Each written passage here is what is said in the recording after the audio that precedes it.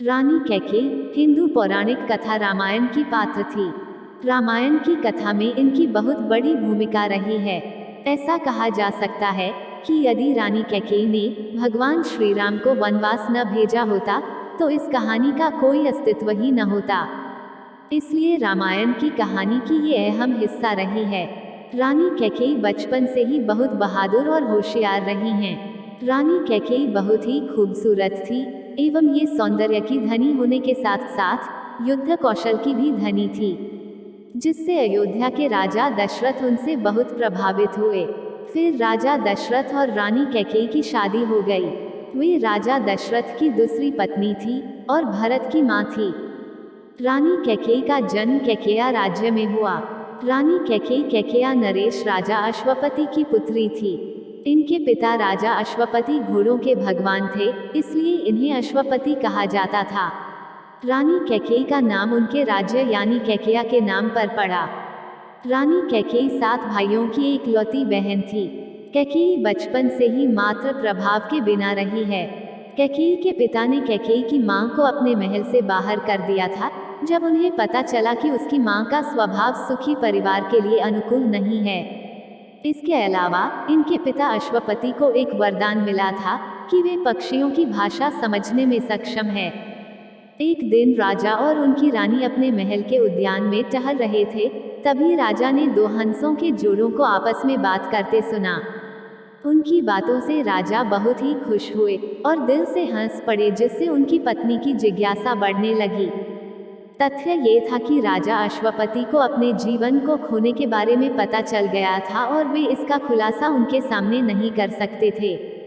उनकी पत्नी राजा की खुशी का कारण जानने के लिए आतुर थी।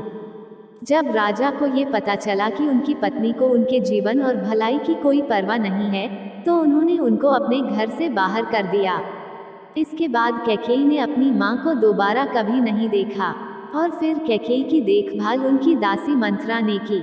वह दरबार में अपने दर्जे को आगे बढ़ाने के लिए योजनाएं बनाया करती थी। इस तरह रानी कैकेयी का बचपन और शुरुआती जीवन व्यतीत हुआ। एक बार अयोध्या के राजा दशरथ को कैकेया नरेश अश्वपति ने अपने महल में आमंत्रित किया। उनके स्वागत के लिए सभी महल के द्वार पर उनकी प्रतीक्षा कर रहे थे। उनकी युद्ध कौशल और महानता की चर्चाएं सभी जानते थे। सभी उनके एक दर्शन मात्र के लिए आतुर थे, क्योंकि राजा दशरथ राजा हरिश्चंद्र जैसे महान राजाओं के समान महान थे। उनकी देखरेख के लिए रानी कैकेयी खुद लगी हुई थी। जब राजा दशरथ की नज़र रानी कैकेयी पर पड़ी, तब वे उनसे बहुत प्रभावित हुए। उन्होंने उनसे शादी करने की इच्छा जताई, किंतु इनके पिता को इनके शादीशुदा होने के कारण यह मंजूर नहीं था। फिर राजा अश्वपति ने राजा दशरथ से एक वचन मांगा कि रानी कैकेयी का पुत्र ही अयोध्या का उत्तराधिकारी बनेगा। राजा दशरथ की पहली पत्नी कौशल्या का कोई पुत्र नहीं था, तो उन्होंने यह वचन ऐसे ही दे दिया। इसके बाद अयोध्या के राजा दशरथ से रानी कैकेयी की शादी हो गई, किंतु शादी के बाद वे भी मां ना बन सकी। इसके बाद राजा दशरथ की शादी सुमित्रा से हुई, जो कि काशी के राजा की पुत्री थी, किंतु वे भी मां नहीं बन सकी। फिर परिणाम ये निकला कि राजा दशरथ पिता नहीं बन सकते थे। राजा दशरथ के कोई भी पुत्र न होने कारण वे बहुत दुखी रहते थे। इसके लिए एक बार एक यज्ञ का आयोजन किया गया, जिससे बाद रानी कौशल्या का सबसे बड़े पुत्र राम हुए। इसके बाद रानी कैकेयी का पुत्र भरत हुआ और फिर रानी सुमित्रा को 2 पुत्रों की प्राप्ति हुई, जो कि लक्ष्मण और शत्रुघ्न थे। इस तरह राजा दशरथ को 4 पुत्रों की प्राप्ति हुई। रानी कैकेयी राजा दशरथ की सबसे प्रिय पत्नी थी। राजा दशरथ कैकेयी के सौंदर्य और साहस के कायल थे। कैकेयी सौंदर्य की धनी होने के साथ साथ युद्ध कौशल की भी धनी थी। वे राजा दशरथ के साथ युद्ध में भी उनका साथ देने जाती थी। एक बार देवराज इंद्र सम्रासुर नामक राक्षस से युद्ध कर रहे थे, किंतु वह राक्षस बहुत ही बलशाली था। उसका सामना कोई भी देवता नहीं कर पा रहे थे। ऐसे में वे राजा दशरथ के पास सहायता के लिए गए। तब राजा ने उन्हें सम्रासुर से युद्ध करने के लिए आश्वासन दिया और वे युद्ध के लिए जाने लगे। तभी रानी कैकेयी भी उनके साथ जाने के लिए इच्छा जताने लगी। राजा दशरथ भी रानी कैकेयी को अपने साथ युद्ध में ले गए।